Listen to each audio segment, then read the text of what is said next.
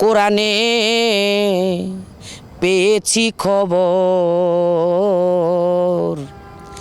কুল বিন মুমিন আরশে আল্লাহ,